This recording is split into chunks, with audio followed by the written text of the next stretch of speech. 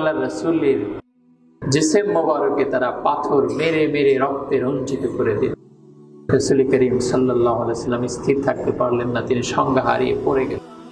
তার কদম মোবারক থেকে এত পরিমাণে রক্ত মোবারক বের হলো, পা আটকে গেল জুতা মোবারকের সাথে। বাইতুল মুকাদ্দাস থেকে আল্লাহর হাবিবকে ঊর্ধ্ব জগতে ভ্রমণ করে হেরা পর্বতের গুহায় সর্বপ্রথম কোরআন মাজিদের আয়াতে কারিমা নাযিল হলো, ইকরা বিসমি রাব্বিকাল্লাযী খালাক।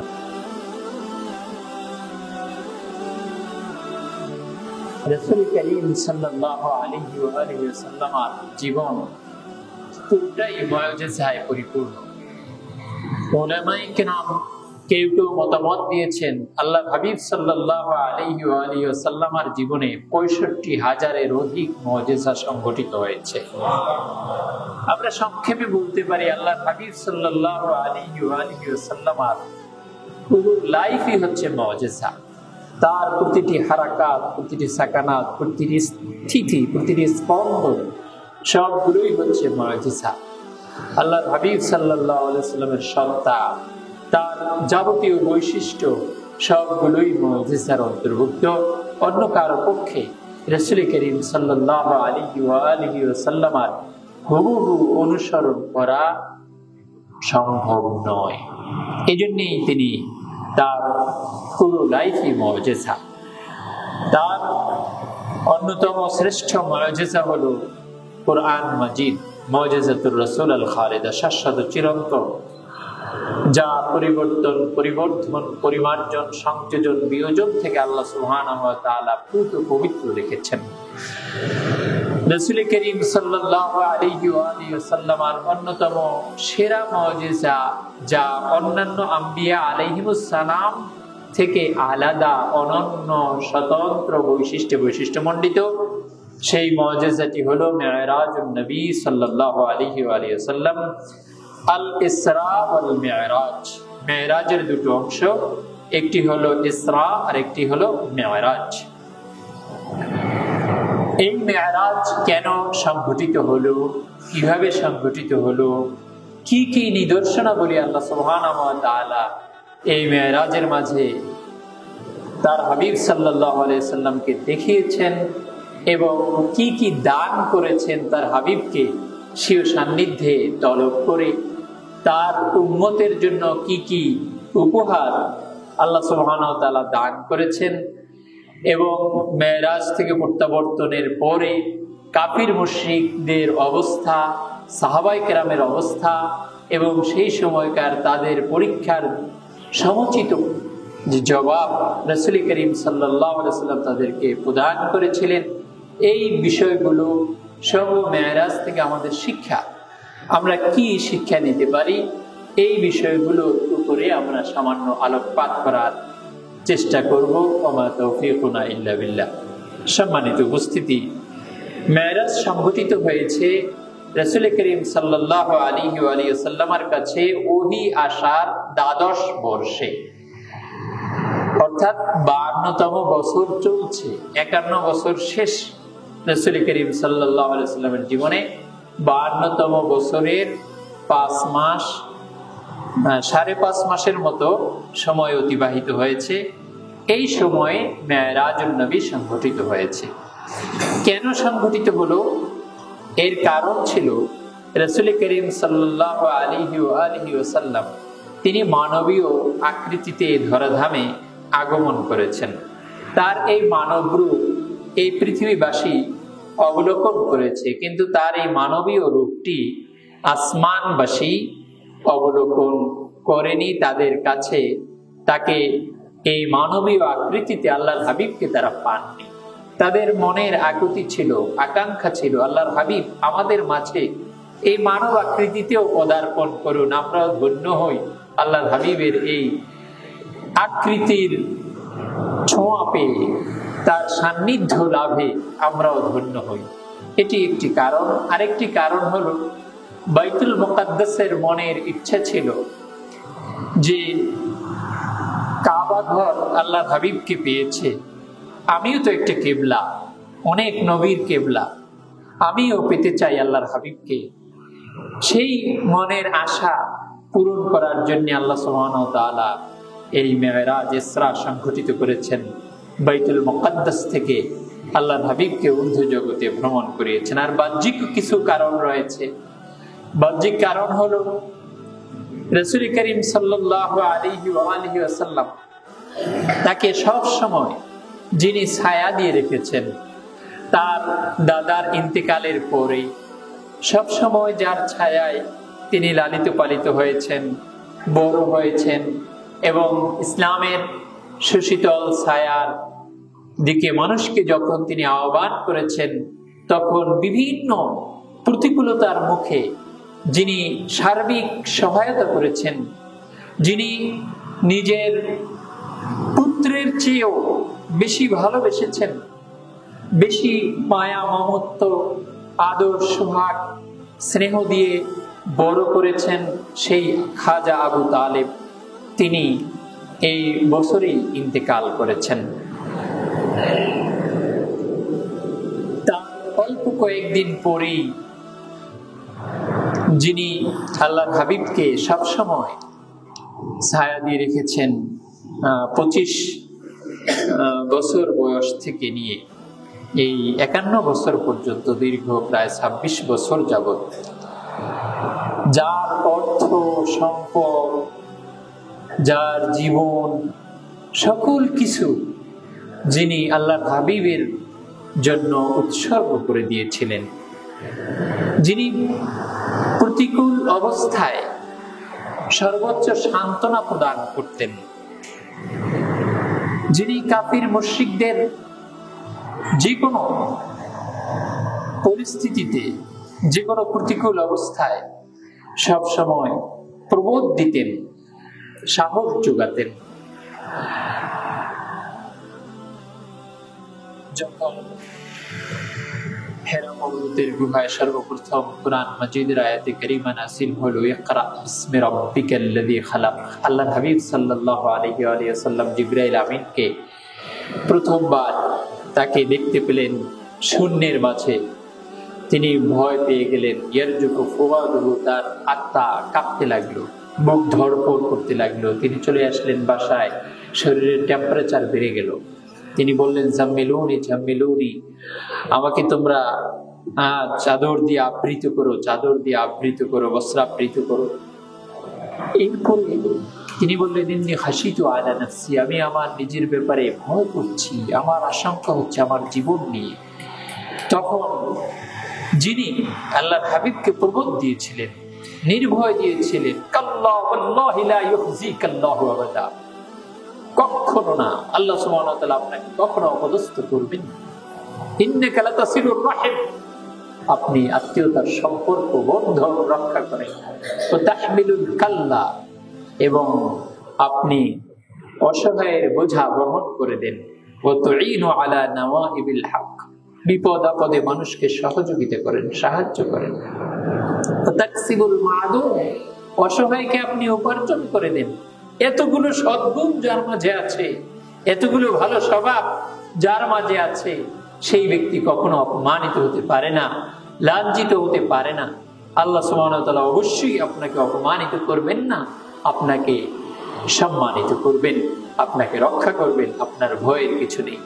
এবং যিনি নারীদের মাঝে সর্বপ্রথম ইসলাম গ্রহণ করেছিলেন, সেই খাদিজাতুল কুবরা রাদিয়াল্লাহু তাআলা আনহা, তিনিও পরলোক গমন করলেন। আল্লাহ সুবহানাহু ওয়া তাআলার ডাকে সাড়া দিলেন। এই মহিয়সী রমণী, এই দুইজন বড় ছায়া দানকারী আল্লাহর হাবিব সাল্লাল্লাহু আলাইহি সাল্লামের ছিল। এই দুইজনই একই বছরে তারা আল্লাহ সুবহানাহু ওয়া তাআলার দরবারে চলে গেলেন। এজন্য ঐতিহাসিকরা এই বছরটাকে নাম দিয়েছে আমুল হুজন, চিন্তার বছর। রাসূল করিম সাল্লাল্লাহু আলাইহি সাল্লাম চিন্তিত হয়ে পড়লেন। দুটি বৃক্ষ মহিরু তার থেকে চলে গেলেন। কাফির মুশরিকরা তারা আর কোনো বাধা দেখল না আল্লাহর হাবিবের উপরে বিভিন্ন ধরনের অত্যাচার এবং খারাপ আচরণ করতে। তখন রাসূল করিম সাল্লাল্লাহু আলাইহি সাল্লাম শেষ চেষ্টাটুকু তিনি করতে মনস্থ করলেন যে আমার দুধ মায়ের বাড়ি হলো সেই তায়েফে, সেখানে আমি চলে যাই, হয়তো সেখান থেকে লোকেরা আমার ডাকে সাড়া দিবে এই মক্কার কুরাইশ বংশের এই লোকেরা তো আমার তাকে সাড়া দিল না, আমি সেখানে গিয়ে তাদেরকে আহ্বান করি। তিনি বুকে আশা নিয়ে, ভরসা নিয়ে সেই তায়েফের পথে পাড়ি জমালেন। সেই অনেক দূরের পথ, অনেক উঁচু পথ, আপনারা যারা গিয়েছেন দেখেছেন। সেখানে রাসূল করিম সাল্লাল্লাহু আলাইহি ওয়াসাল্লাম তার পালক পুত্র যায়েদ ইবনে হারিসা রাদিয়াল্লাহু তাআলা আনহু তাকে সাথে নিয়ে গেলেন। সেখানে গিয়ে তিনি দাওয়াত দিলেন, কিন্তু তার আশায় গুড়ে বালি। তিনি যে আশা করেছিলেন সম্পূর্ণ বিপরীত হলো। তিনজন নেতার কাছে তিনি সহযোগিতা চেয়েছিলেন, তিনজনই তিন রকম কথা বলে তাকে নিরাশ করলেন। তারপরে তিনি এই নেতাদের সহযোগিতার আশা ছেড়ে দিয়ে সাধারণ মানুষের মাঝে দাওয়াত দিতে গেলেন, কিন্তু এই নেতারা সাধারণ মানুষকে লেলিয়ে দিল পাথর নিক্ষেপ করার জন্য। রাস্তার দুই ধারে লোকদেরকে সারিবদ্ধ করে দিল। তারা আল্লাহর হাবিবের আহ্বান তো নিলই না, বরং আল্লাহর রাসূলের জিসম মোবারকে তারা পাথর মেরে মেরে রক্তে রঞ্জিত করে দিল। রাসূল করিম সাল্লাল্লাহু আলাইহি ওয়াসাল্লাম স্থির থাকতে পারলেন না, তিনি সংজ্ঞা হারিয়ে পড়ে গেলেন। তার কদম মোবারক থেকে এত পরিমাণে রক্ত মোবারক বের হলো, পা আটকে গেল জুতা মোবারকের সাথে।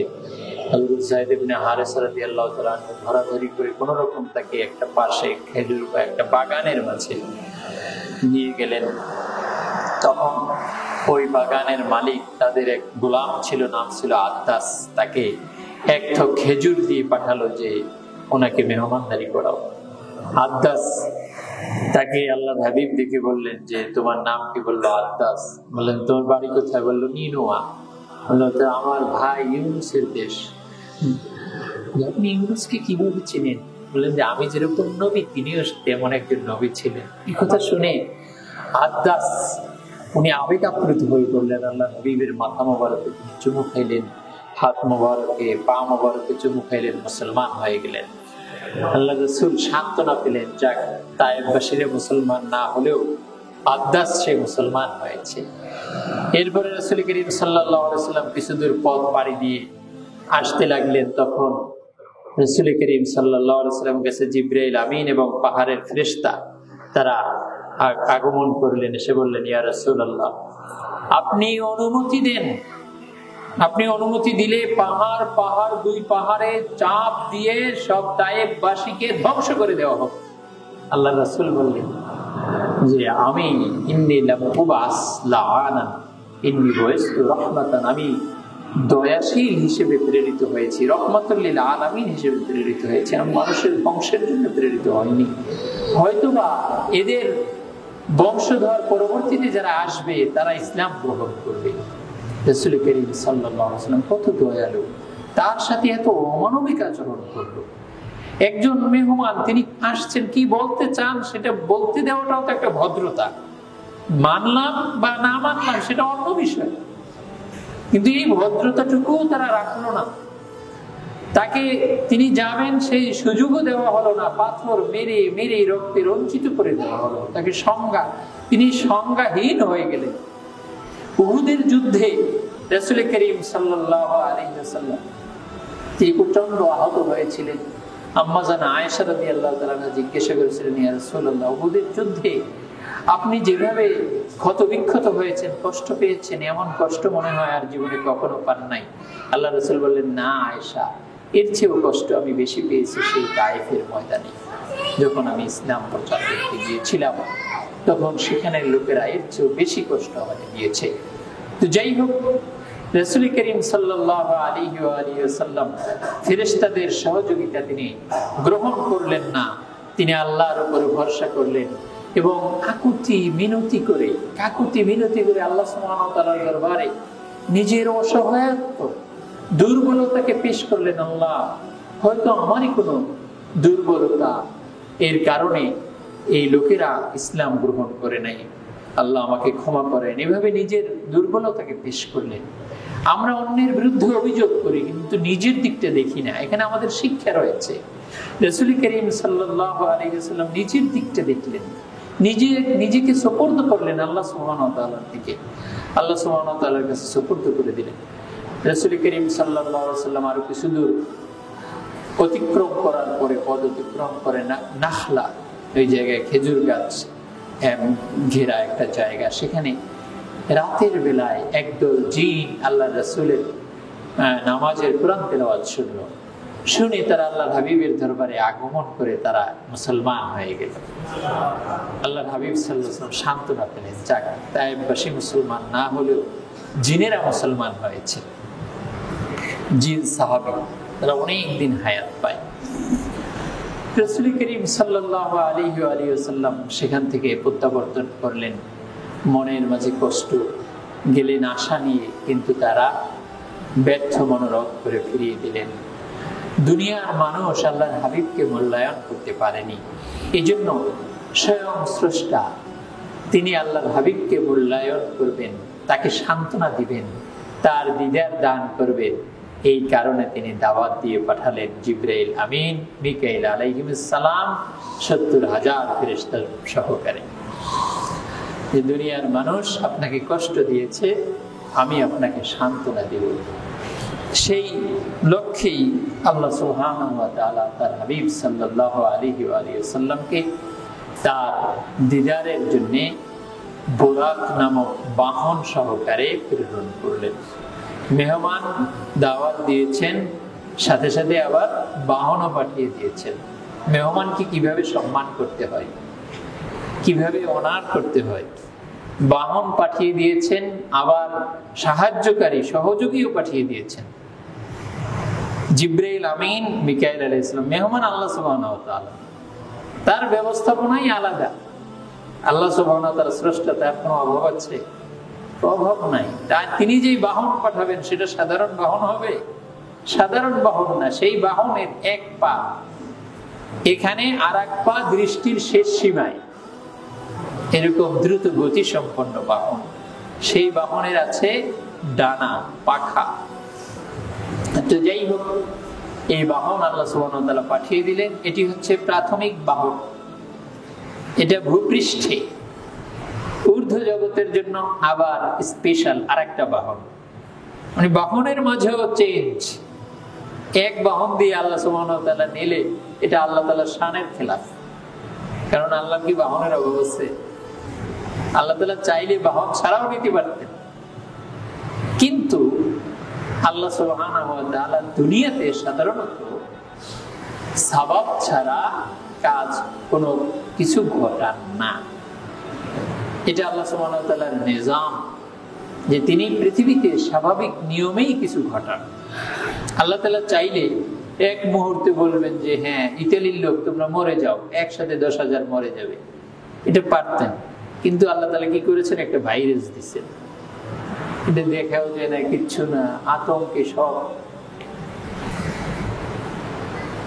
নমরুদকে আল্লাহ তাআলা দিয়েছিলেন একটা মশা, তাও তো দেখা যায়, ছোট মশা, এটা দেখাও যায় না, এর আতঙ্কে সবাই আতঙ্কিত। যাই হোক, আল্লাহ সুবহানাহু ওয়া তাআলা একটা সাবাব দিয়ে তারপরে কাউকে কিছু করান। সাইয়্যিদুনা ঈসা আলাইহিস সালাম তিনি যখন পৃথিবীতে আসবেন, দুজন ফেরেশতার কাঁধে ভর করে সাদা গম্বুজ বিশিষ্ট মসজিদ দমেস্কে, সেই মসজিদের ছাদে তিনি অবতরণ করবেন। তারপরে বলবেন তোমরা একটা সিঁড়ি দাও। এই হলো সাবাব। সিঁড়ি ছাড়াও ফেরেশতারা তাকে নিচে নামায় দিতে পারতেন, কিন্তু দেন নাই, কারণ দুনিয়ায় তিনি চলে এসেছেন। এখন এখানে কোনো উপায় উপকরণ রাখতে হবে। এই জন্য আমরা যারা মনে করি আল্লাহ খাওয়াইবে, আমার কাজ করার দরকার নাই, বসে থাকি, এটা ঠিক না। কারণ দুনিয়াতে আল্লাহর উপরে ভরসা করতে হবে, আবার সাথে চেষ্টাও করতে হবে, একটা উপায় অবলম্বন করতে হবে, এটাও সুন্নাত। রাসূল করিম সাল্লাল্লাহু আলাইহি ওয়াসাল্লামকে আল্লাহ সুবহানাহু ওয়া তাআলা দাওয়াত দিয়ে পাঠালেন তার মহান দরবারে মেহমান করার জন্য। সাইয়্যিদুনা জিবরাইল আমিন, ফেরেশতাদের সরদার সাইয়্যিদুনা মিকাইল আলাইহিস সালাম, রাসূল করিম সাল্লাল্লাহু আলাইহি ওয়াসাল্লামের দুজন খাদেম, আর সাথে বাহন বুরাক, সাথে ৭০,০০০ ফেরেশতা। তারপরে তাশত, পাত্র নিয়ে আসলেন, যার মাঝে ঈমান হিকমত পরিপূর্ণ ছিল। জান্নাত থেকে স্বর্ণের পাত্র নিয়ে এসেছেন। জিবরাইল আমিন মিকাইল আলাইহিস সালামকে জমজমের কূপ থেকে পানি আনতে বললেন, আল্লাহর হাবিবের সিনা চাক করা হলো। এর আগে তাকে ঘুম থেকে উঠানো হলো। তিনি হিজরে ইসমাইলের বিশ্রাম করছিলেন হারামের মাঝে, কাবা শরীফের সাথে।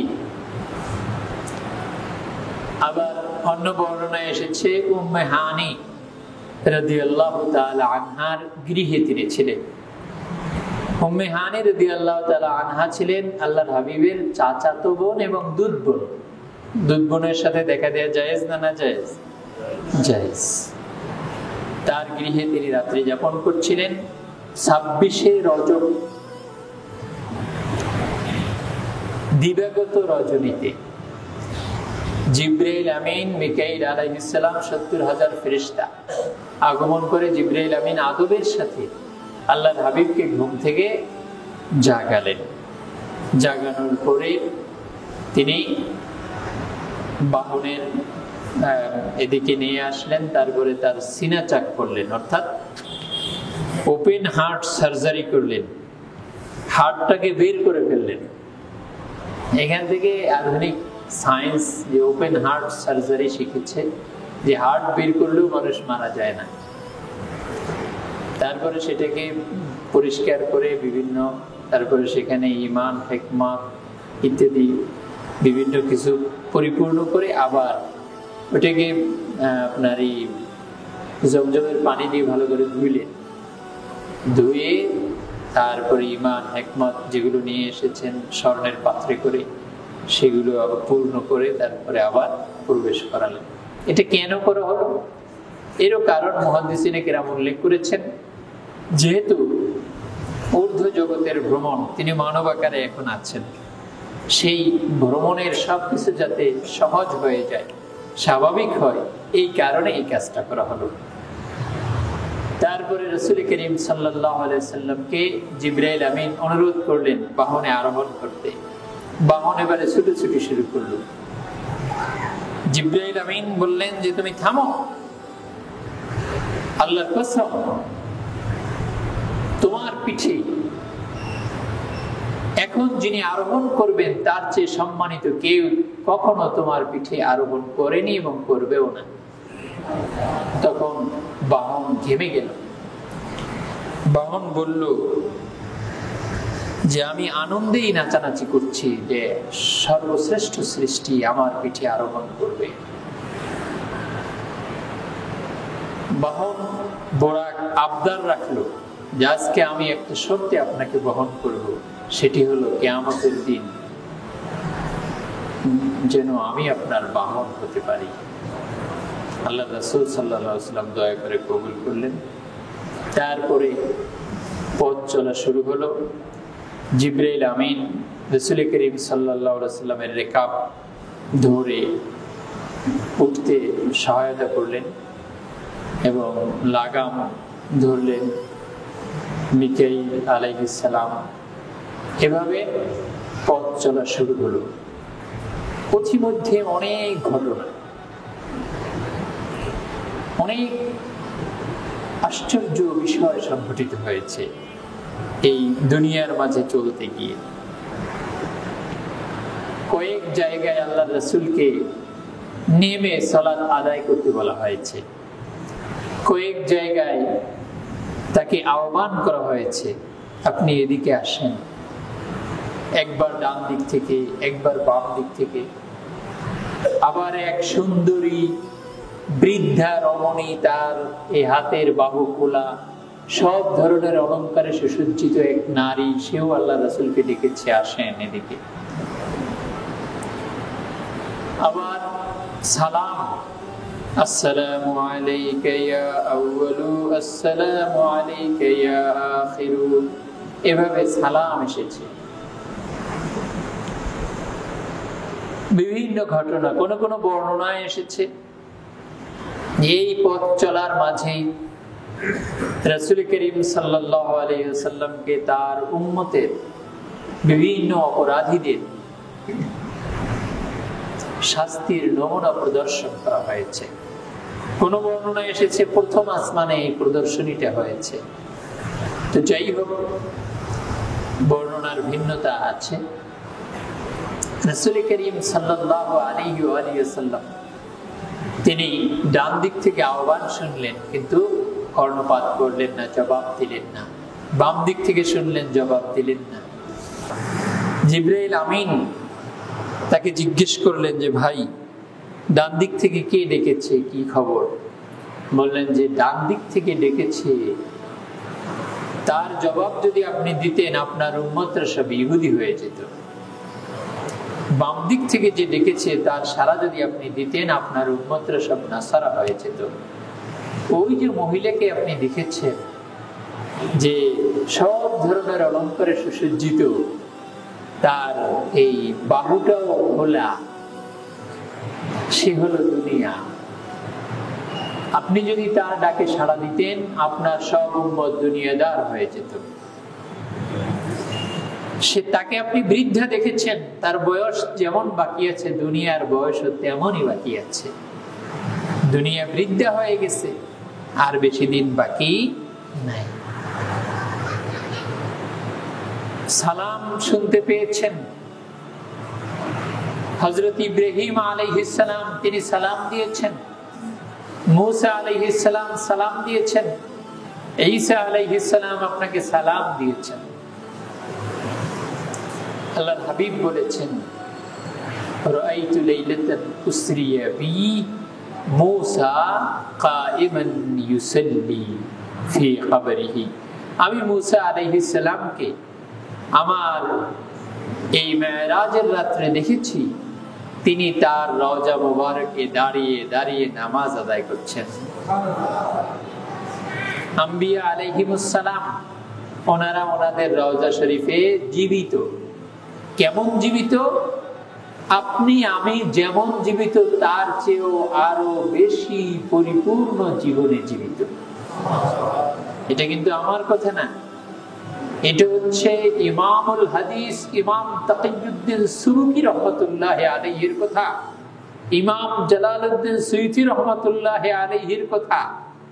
ওনারা বিভিন্ন হাদিস শরীফ ঘেটে সিদ্ধান্ত দিয়েছেন যে আমাদের জীবন যা পরিপূর্ণ, আমাদের এই দুনিয়াবী জীবন, এর চেয়েও আল্লাহর রাসূলগণের জীবন আরো বেশি পরিপূর্ণ।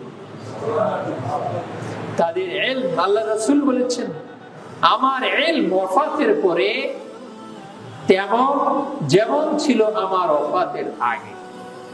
এই ইলমের মাঝে কোনো পরিবর্তন হয়নি। রাসূল করিম সাল্লাল্লাহু আলাইহি ওয়াসাল্লাম তিনি যখন মাদিয়ানে পৌঁছলেন, জিবরাইল আমিন তাকে বললেন আপনি অবতরণ করুন, 2 রাকাত নামাজ পড়ুন। এটা হচ্ছে মাদিয়ান। মুসা আলাইহিস সালাম এখানে গাছের কাছে আল্লাহ সুবহানাহু ওয়া তাআলার আহ্বান পেয়েছিলেন, এখানে কথোপকথন হয়েছিল, সেখানে তিনি সালাত আদায় করলেন। তারপরে মদিনা মুনাওয়ারা সেখানে যাওয়ার পরে সেখানে অবতরণ করে সালাত আদায় করতে বললেন এবং ভবিষ্যৎ স্মরণ করিয়ে দিলেন যে এখানেই আপনার হিজরতের জায়গা হবে, আপনি হিজরত করে এখানেই আসবেন। তারপরে আবার অবতরণ করে সালাত আদায় করতে বললেন এটা হচ্ছে বেতুল হাম, বাইতুল লাহাম। বেতুল হাম বলে আর কি, বাইতুল লাহাম আরবিতে। এটা হচ্ছে সাইয়েদুনা ঈসা আলাইহিস সালামের জন্মগাহ, ওনার মিলাদের জায়গা।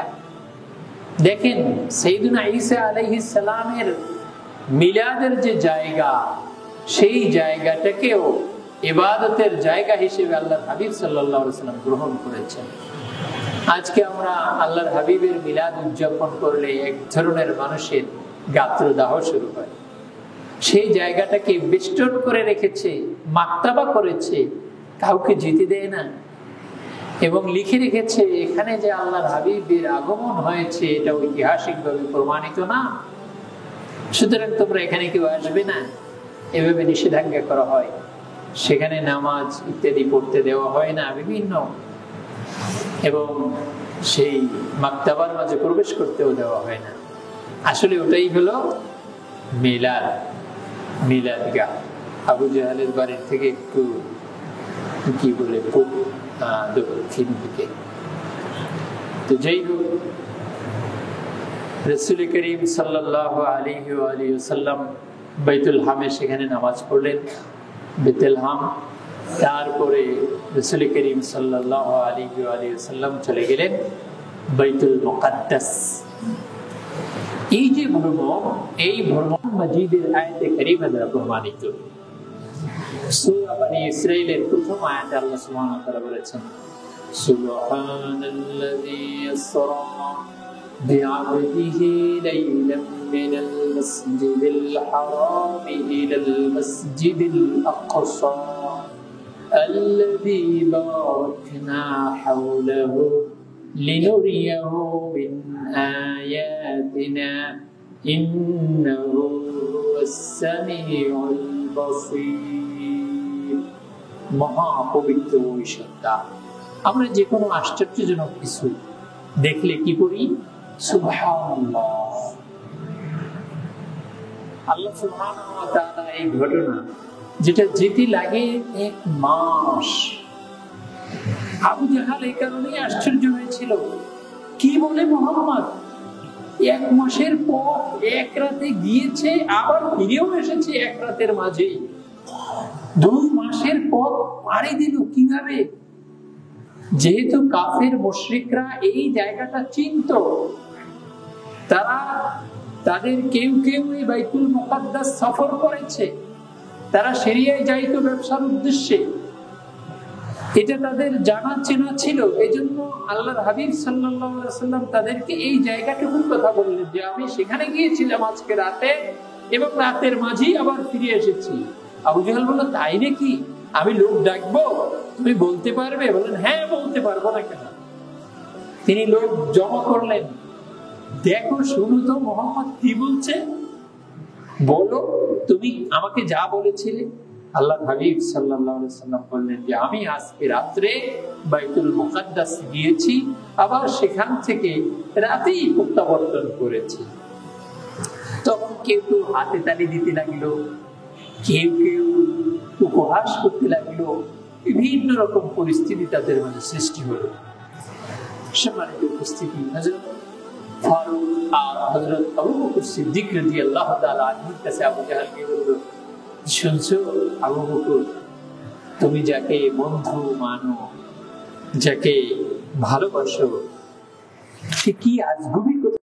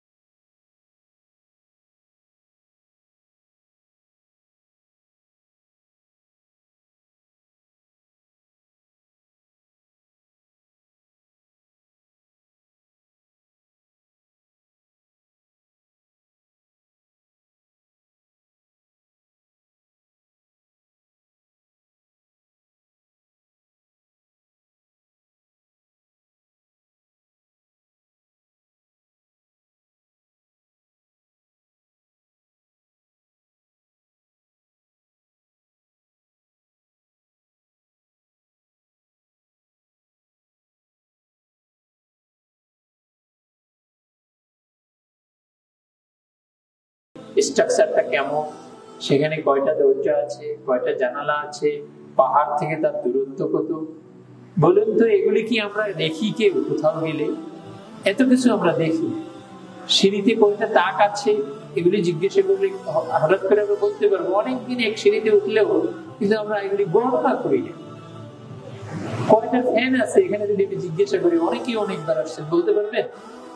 যে সম্ভব না, কারণ ফ্যান গণনা করার জন্য আমরা একটু আসি মাহফিলের জন্য, দোয়ার জন্য। আমরা যে উদ্দেশ্যে আসি সেটা আমাদের চিন্তা থাকে। আল্লাহ হাবিবকে এগুলো গণার জন্য গেছেন? জান নাই। সেখানে পরিস্থিতি ছিল আলাদা। আম্বিয়া আলাইহিমুস সালামের সমাগম, সেখানে যিনি সালাতের ইমামতি করেছেন, ভিন্ন রকমের পরিস্থিতি। আম্বিয়া আলাইহিমুস সালাম একের পর এক ভাষণ দিয়েছেন, আল্লাহর হাবিব সেখানে লাস্টে ভাষণ দিয়েছেন, আল্লাহ সুবহানাহু ওয়া তাআলা প্রশংসা করেছেন। সেখানে তার সামনে পাত্র আনা হয়েছে, পানীয়, শরাবের পাত্র, তারপরে দুধের পেয়ালা, তিনি দুধ পান করলেন। এই জাতীয় কাজে তিনি ব্যস্ত ছিলেন। সেখানে এইগুলো বর্ণনা করার সময় কোথায়? তারপরেও আল্লাহ রাসূলকে আল্লাহ সুবহানাহু ওয়া তাআলা অপমানিত করবেন না। যখন ওই মুশরিক ধরল, ঠিক আছে তুমি বলো, রাসূল করিম সাল্লাল্লাহু আলাইহি ওয়াসাল্লাম বলতেছেন, তখন আমার সামনে টোটাল বাইতুল মুকাদ্দাসকে আল্লাহ সুবহানাহু ওয়া তাআলা উপস্থাপন করলেন। আমি দেখে দেখে সব কিছু তার প্রশ্নের একটা একটা করে জবাব দিয়ে দিলাম। সে বলল যে মুহাম্মদ সঠিক বলেছে, কারণ সে তো সব বর্ণনা করে এসেছে, সব দূরত্ব, পাহাড় থেকে কত দূর, কোথায় কি, কিভাবে স্ট্রাকচার কি, সব কিছু তিনি বলে দিলেন। রাসূল করিম সাল্লাল্লাহু আলাইহি ওয়াসাল্লামের এটা একটা মুআজিজা। এবং রাসূল করিম সাল্লাল্লাহু আলাইহি ওয়াসাল্লাম আরো বললেন যে তোমরা যেই বাহন, যেই দল পাঠিয়েছো, সেই দলের সাথেও আমার দেখা হয়েছে। তাদের উট তারা হারিয়ে ফেলেছে, অর্থাৎ বোরাকের যে গতি, এই গতির কারণে ভয়ে উট পালিয়েছে। এবং সেই উটের পিঠে দুইটা ছালা ছিল, একটা ছালা ছিল কালো রঙের আর একটা ছিল সাদা রঙের। এটাও আল্লাহ রাসূল বর্ণনা করে দিলেন। তারা বললো, হ্যাঁ তাই তো, আমরা তো এভাবেই পাঠিয়েছি, ঘটনায় তো মিল আছে। কিন্তু তারপরেও তারা বিশ্বাস করলো না, যেটা কিভাবে সম্ভব, তাদের আকল তাসলিম করেন। যাই হোক, রাসূল করিম সাল্লাল্লাহু আলাইহি ওয়াসাল্লাম বাইতুল মুকাদ্দাস পৌঁছার পরে সেখানে তিনি আম্বিয়া আলাইহিস সালামকে দেখতে পেলেন। এবং ফেরেশতারা তো ছিলেনই আল্লাহ হাবিবের সাথে।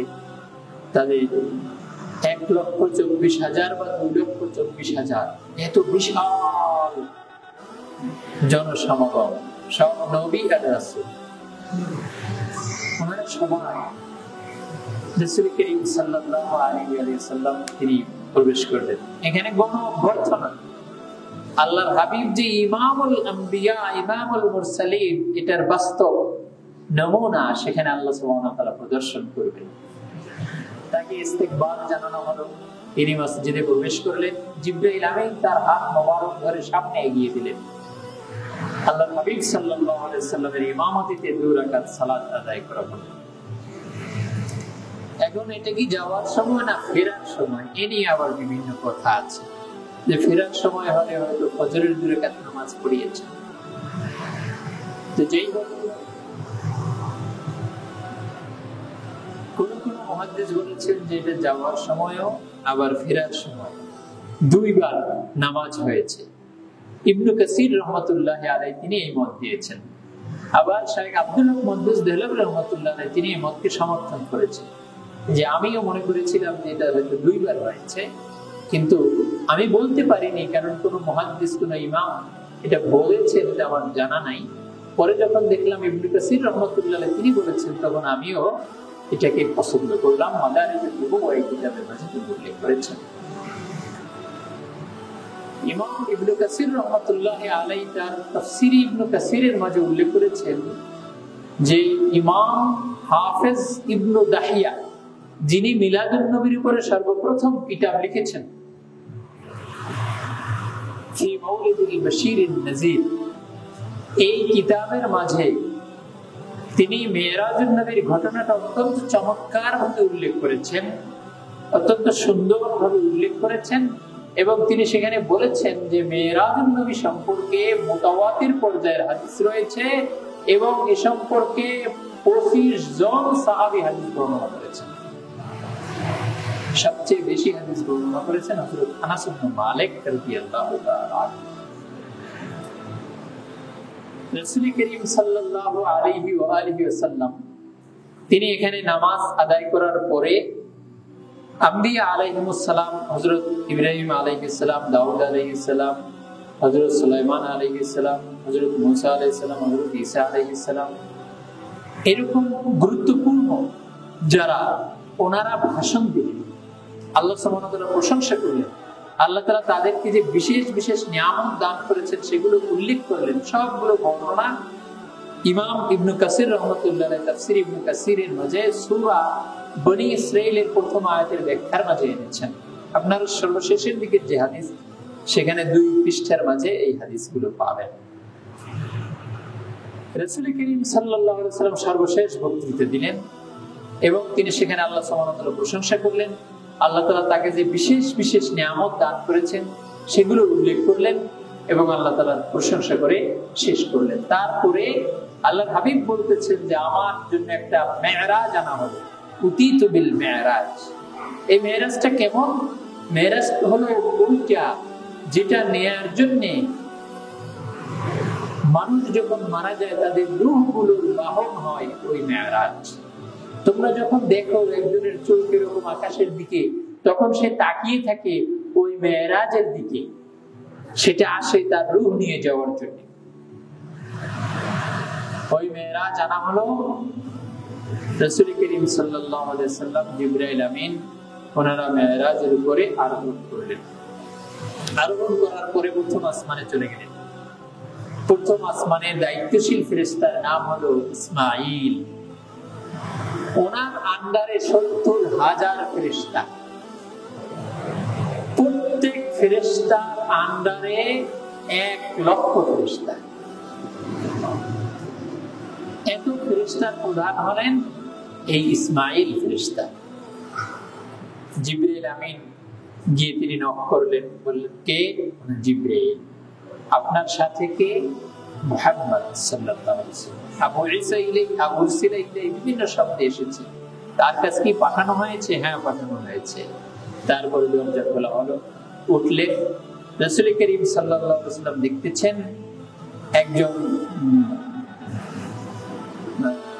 ব্যক্তি, তিনি বসে আছেন, তার সামনে ডান দিকে কতগুলো রূহ, সেই দিকে তিনি যখন তাকাচ্ছেন আনন্দিত হচ্ছেন, বাম দিকে অনেকগুলো রূহ যখন তাকাচ্ছেন বিমর্ষ হচ্ছেন, কষ্ট পাচ্ছেন। এরকম পরিস্থিতি রাসূল করিম সাল্লাল্লাহু আলাইহি ওয়াসাল্লামকে জিবরাইল আমিন বললেন, ইনি আপনার পিতা, মানব জাতির প্রথম পিতা আদম আলাইহিস সালাম, আপনি তাকে সালাম দেন। আল্লাহর হাবিব সাল্লাল্লাহু আলাইহি ওয়াসাল্লাম সালাম দিলেন, কুশল বিনিময় হলো।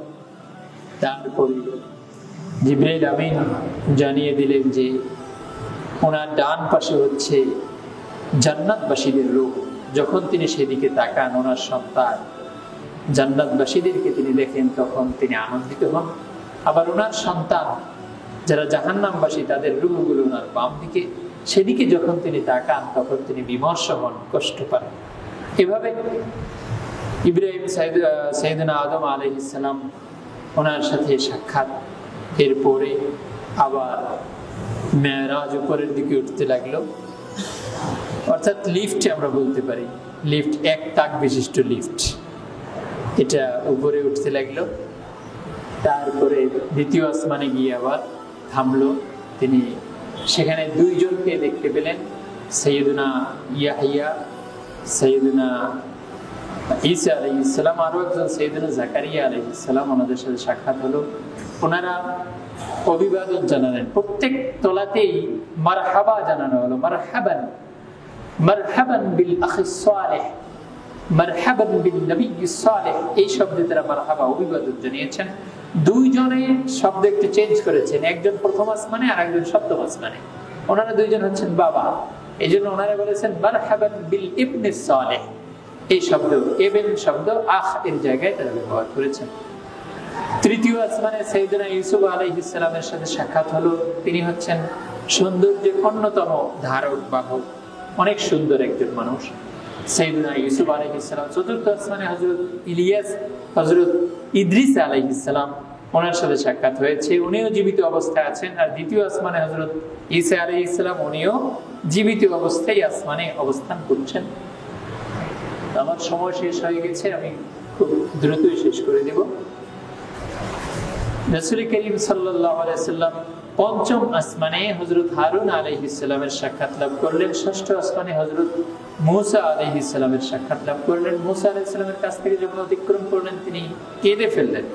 তিনি বললেন যে একজন যুবক আমার পরে যিনি গিয়েছেন তার অনুসারী হবে আমার চেয়ে অনেক বেশি, এবং তিনি আমার চেয়ে আল্লাহর আরো কাছের আরো নৈকট্যভাজন।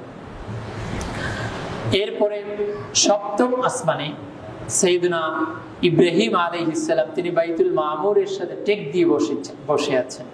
আল্লাহর হাবিব সাল্লাল্লাহু আলাইহি সাল্লামকে দেখার সাথে সাথে তিনি চলে আসলেন। রাসূল করিম সাল্লাল্লাহু আলাইহি সাল্লামের অভিবাদন বিনিময় হলো।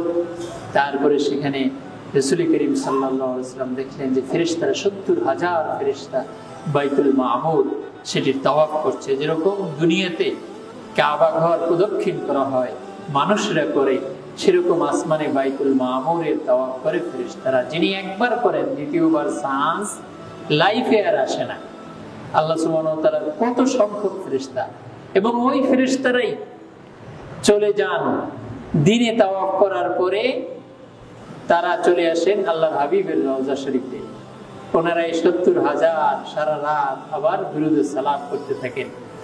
এভাবে পরিবর্তন হতে থাকে। একবার যে আসে দ্বিতীয়বার সে আসার আর চান্স পায় না। এভাবে রাসূল করিম সাল্লাল্লাহু আলাইহি সাল্লাম সেখানে সপ্তম আসমানে সেখানেও সালাত আদায় করলেন, সেখানেও জামাত হলো, তিনি ইমামতি করলেন। তারপরে সেখানে বিভিন্ন কিছু দেখলেন, অনেক নিদর্শন দেখলেন। সেখানে তুবা গাছ, সেখানে সিদরাতুল মুনতাহা সীমান্ত কুল বৃক্ষ, সেই বৃক্ষের পাতার বর্ণনা দিয়েছেন আল্লাহ নবী সাল্লাল্লাহু আলাইহি ওয়াসাল্লাম। পাতাগুলো কেমন, এক একটা পাতা এত বড় যে আমার সকল উম্মতকে ঢেকে ফেলতে পারে। ইনদা সিদরাতিল মুনতাহা ইনদাহা জান্নাতুল মাওয়া ইয ইয়াগশা সিদরাতা মা ইয়াগশা। আল্লাহ সুবহানাহু ওয়া তাআলা সূরা নাজমের মাঝে এই ঘটনার বর্ণনা দিয়েছেন।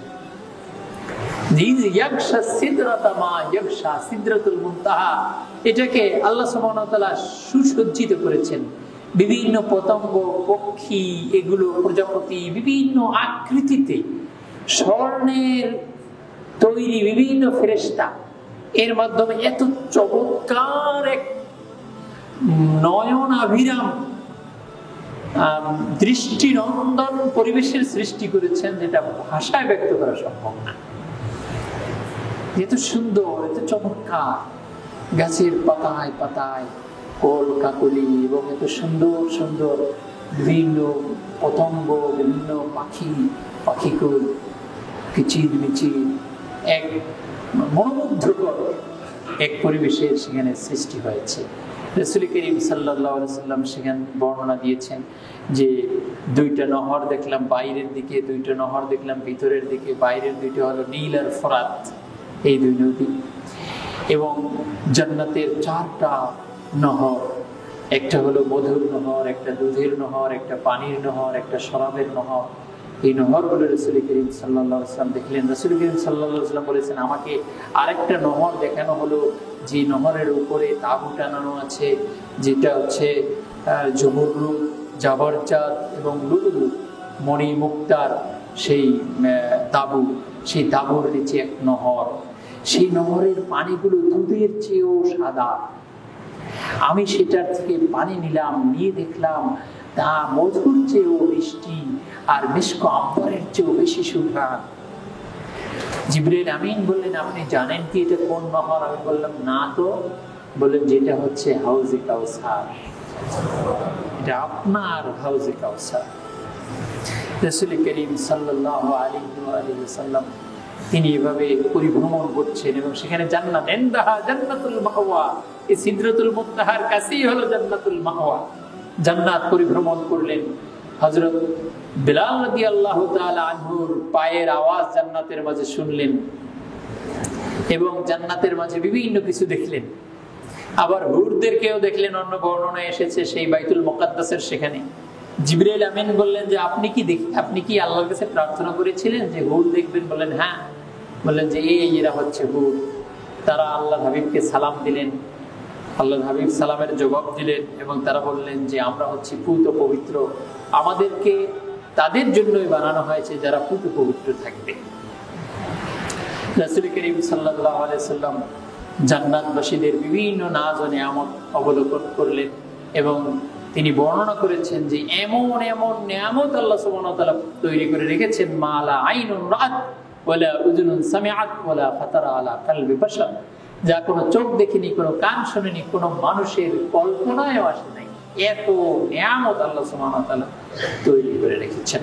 আবার তিনি শাস্তিও অবলম্বন করেছেন, যারা অপরাধ করে তাদের কি কি শাস্তি হবে। যে একদল লোকদেরকে আল্লাহর হাবিব দেখলেন তাদের মাথা এভাবে পাথর দিয়ে ঘুরে পড়া হচ্ছে। তিনি জিজ্ঞাসা করলেন, ভাই জিবরিল এরা কারা? বললেন যেরা হচ্ছে ওই সমস্ত লোক যারা ফরজ নামাজ ত্যাগ করত। আরেকদল লোকদেরকে দেখলেন তাদের পেটগুলো এরকম বড় বড়, তারা এই পেট নিয়ে দাঁড়াতে পারছে না, বারবার পড়ে যাচ্ছে। ওই পেটের উপরে পাড়া দিয়ে দিয়ে ফেরাউন সম্প্রদায় তারা জাহান্নামের দিকে যাচ্ছে। বলেন যে ভাই এরা কারা?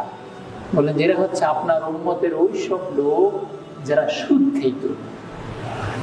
আর একদল লোক যাদের মুখে দিয়ে গরম জাহান্নামের পাথর, গরম গরম পাথরের টুকরা মুখ দিয়ে ঢুকানো হচ্ছে, আর পিছন দ্বার দিয়ে নারী বুড়ি সহ বেরিয়ে যাচ্ছে। ভাই এরা কারা? বলে এরা হচ্ছে ওই সব লোক যারা ইয়েতিমের মাল খাইত। আর একদল লোক তাদেরকে দেখে গেল, তাদের সামনে এক ডেকসি অত্যন্ত ভালো তাজা পাক করা গোশত, আর এক ডেকসি নোংরা এবং পুরাতন দুর্গন্ধ গোশত। তারা ওই ভালোটা রেখে ওই দুর্গন্ধ গোশতটা গ্রহণ করছে।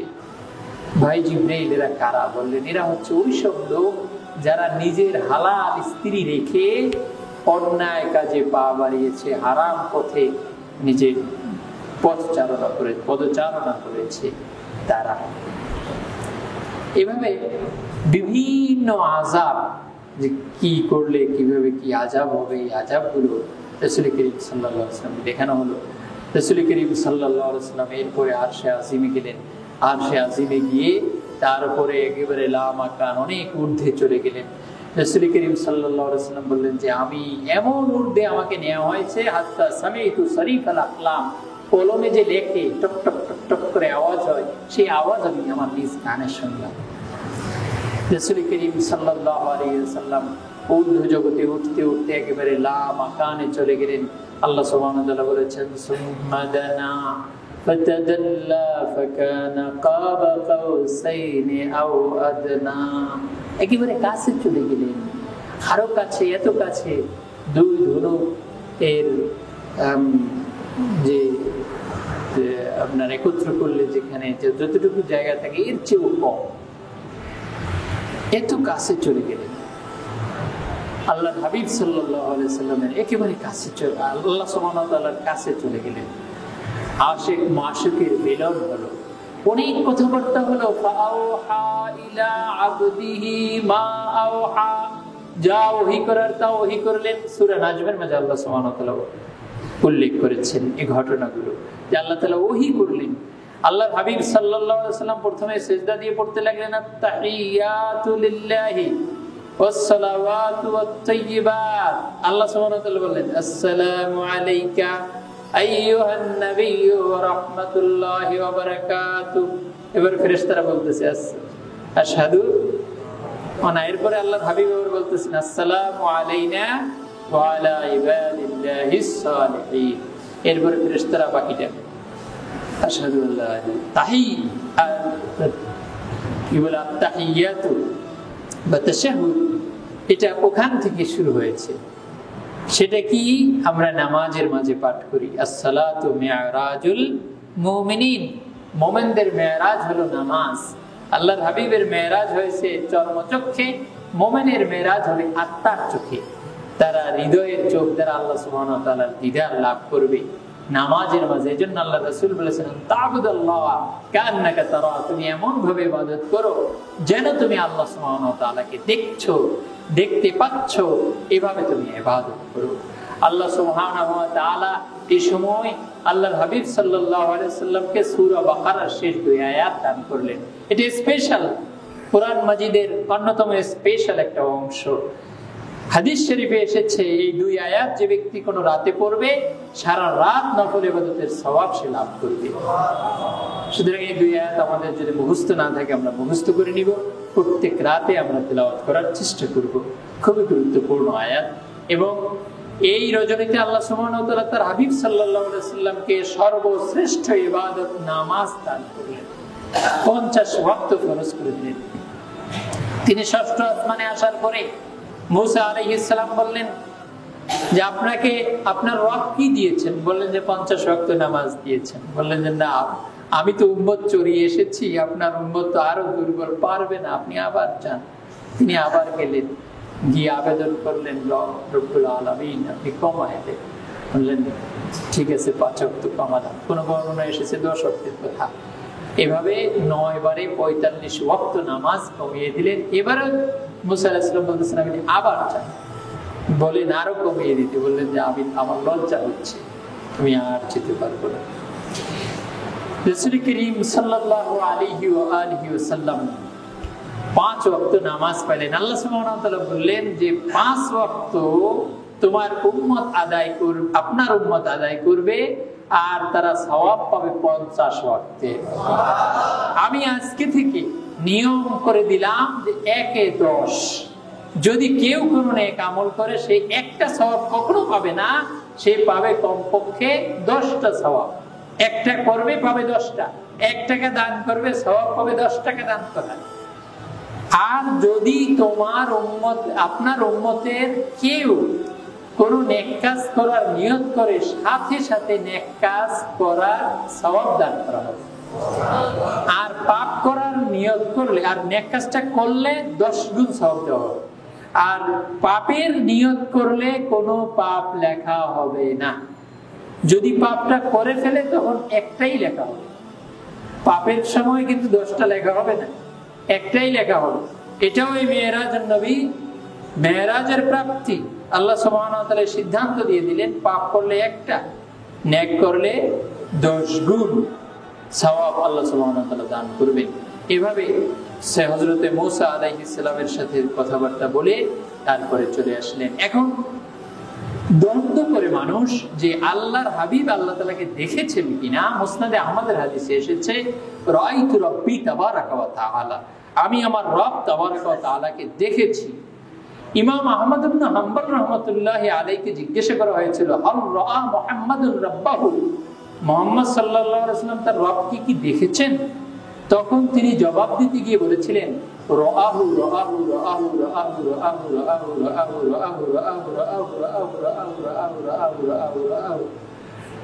এভাবে জবাব দিয়েছেন যে হ্যাঁ দেখেছেন দেখেছেন দেখেছেন দেখেছেন দেখেছেন দেখেছেন দেখেছেন দেখেছেন, যতক্ষণ শ্বাস থাকে ততক্ষণ বলেছেন। ওনার মতো একজন ইমাম একবার বললেই হয়, কিন্তু মজবুত করার জন্য তিনি যতক্ষণ শ্বাসে কুলায় ততবার বলেছেন হ্যাঁ তিনি তাকে দেখেছেন। কিভাবে দেখেছেন? হযরত আব্দুল্লাহ ইবনে আব্বাস রাদিয়াল্লাহু তাআলা আনহু তিনি বলেছেন যে আমরা বনি হাশিমে আকীদা রাখি যে আল্লাহর হাবিব সাল্লাল্লাহু আলাইহি ওয়াসাল্লাম চর্ম চক্ষে আল্লাহ সুবহানাহু ওয়া তাআলার দিদার লাভ করেছেন। আল্লাহ সুবহানাহু ওয়া তাআলা তার হাবিবকে তার দিদার দিয়ে ধন্য করেছেন, আলাদা করেছেন, স্পেশাল করেছেন, স্বতন্ত্র করেছেন। এখন আত্মিকভাবে হয়েছে না শারীরিকভাবে হয়েছে, এ ব্যাপারে আহলুস সুন্নাত ওয়াল জামাতের আকীদা হলো মেরাজ সংগঠিত হয়েছে শারীরিকভাবে, জাগ্রত অবস্থায়, শরীর এবং আত্মার সমন্বয়ে। শুধু শরীর শুধু রূহ না, বরং উভয়টার সমন্বয়ে জাগ্রত অবস্থায়। মেরাজুন নবী থেকে আমাদের আরেকটি শিক্ষা হলো আল্লাহর হাবিব সাল্লাল্লাহু আলাইহি ওয়াসাল্লাম নূরের তৈরি। যদি নূরের তৈরি না হতেন তাহলে সিদরাতুল মুনতাহা তিনি ভেদ করতে পারতেন না। যেখানে জিবরাইল আমিন সেই জায়গা ভেদ করতে পারেন না। জিবরাইল আমিন বলেন লাউ দানাউতু মিনহু আনলা লা হাতারাক, যদি আমি 1 আঙ্গুল পরিমাণ অতিক্রম করতাম তাহলে আমি ভস্ম হয়ে যেতাম, জলে পড়ে যেতাম। সেই জায়গা তিনি অতিক্রম করেছেন এবং যার সংজ্ঞা সবকিছু ঠিক ছিল। হযরতে মূসা আলাইহিস সালাম فلما تجلى ربه للجبل জালাহু দাক্কা ওয়া খাররা মূসা সাইকা। মূসা আলাইহিস সালাম ওই সময় তিনি ঠিক থাকতে পারেন নাই যখন আল্লাহ সুবহানাহু ওয়া তাআলা তুর পর্বতে তাজাল্লি নিক্ষেপ করেছিলেন। কিন্তু আল্লাহর হাবিব সাল্লাল্লাহু আলাইহি ওয়াসাল্লাম আল্লাহ সুবহানাহু ওয়া তাআলার দরবারে সেই হেজাবে আজমাত সবকিছু হেজাব অতিক্রম করে আল্লাহ সুবহানাহু ওয়া তাআলার কাছে চলে গেলেন। তখন তার দৃষ্টি, তার মেমোরি, তার সবকিছু ঠিক ছিল। রাসূল করিম সাল্লাল্লাহু আলাইহি ওয়াসাল্লামের কারণে তিনি চর্মচক্ষে বেআইনাই রাসিহি, মাথার সাথে থাকা চোখ দ্বারা আল্লাহ সুবহানাহু ওয়া তাআলার দিদার লাভে তিনি ধন্য হয়েছেন। এবং অনেক গোপন রহস্য, অনেক কথা সেখানে হয়েছে। এই কথাগুলোকে মুহাদ্দিসিনে কেরাম তিনটা ভাগে ভাগ করেছেন। এক ভাগ যেটা উম্মতকে বলা যাবে, এক ভাগ যেটা বলা যাবে না, আর এক ভাগ স্বাধীনতা দেওয়া হয়েছে, আপনি চাইলে বলবেন, না চাইলে বলা না বললেও চলবে। এরকম অনেক কথা রাসূল করিম সাল্লাল্লাহু আলাইহি ওয়াসাল্লাম উম্মতকে বলেন নাই। এবং এই মেরাজের মাঝে অনেক ঘটনা ঘটেছে। এই দাজ্জাল সম্পর্কে আলোচনা হয়েছে সাইয়েদনা ঈসা আলাইহিস সালামের সাথে, আরো যে ইয়াজুজ মাজুজ সম্পর্কে আলোচনা হয়েছে। বিভিন্ন কথা হাদিস শরীফের মাঝে অনেক ব্যাপক আলোচনা এসেছে। এবং কাফির মুশরিকরা, একদল দুর্বল চিন্তা ঈমানদার, তারাও এই ঘটনার পরে মুরতাদ হয়ে গিয়েছে এবং এই ঘটনাকে বিশ্বাস করার কারণে তার অনেকে পাকা পোক্ত ঈমানদারে পরিণত হয়েছে। আল্লাহ সুবহানাহু ওয়া তাআলার দরবারে বিরাট মর্যাদা লাভে ধন্য হয়েছেন। এই মেরাজের আরেকটি অন্যতম শিক্ষা হলো আম্বিয়া আলাইহিস সালাম তারা সবাই জিন্দা, তাদের রওজা শরীফের মাঝে তারা ইবাদতে রত। আল্লাহর হাবিব সাল্লাল্লাহু আলাইহি ওয়াসাল্লাম সেখানে তো আরো অনেক ঊর্ধ্বে। রাসূল করিম সাল্লাল্লাহু আলাইহি ওয়াসাল্লামের শান, এটা আমরা এই মেরাজ থেকে বুঝতে পারি। আল্লাহর হাবিব বলেছেন, মেম্বারি আলা হাউদি, আমার মেম্বার আমার হাউজে কাউসারের উপরে। হাউজে কাউসার কোথায়? সাত আসমানের উপরে। আল্লাহর হাবিবের মেম্বার হাউজে কাউসারের উপরে। তাহলে এখন চিন্তা করেন যে মেম্বার শরীফ কোথায়, সেখানে আল্লাহর হাবিব কোথায়?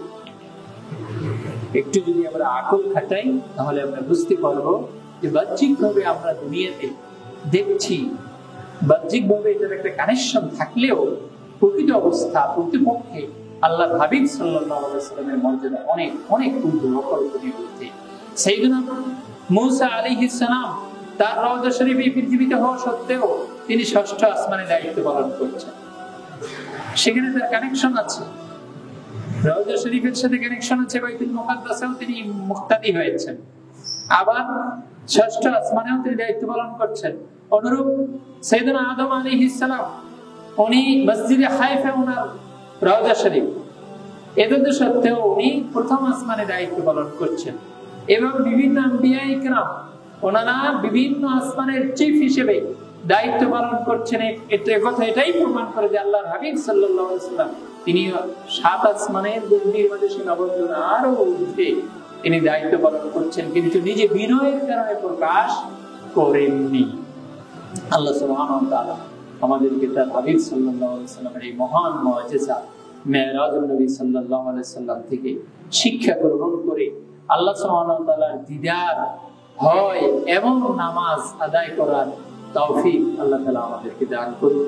এই প্রার্থনা রেখে সকলের কাছে দোয়া চেয়ে শেষ করছি। আসসালামু আলাইকুম ওয়া রাহমাতুল্লাহি তাআলা ওয়া বারাকাতুহু।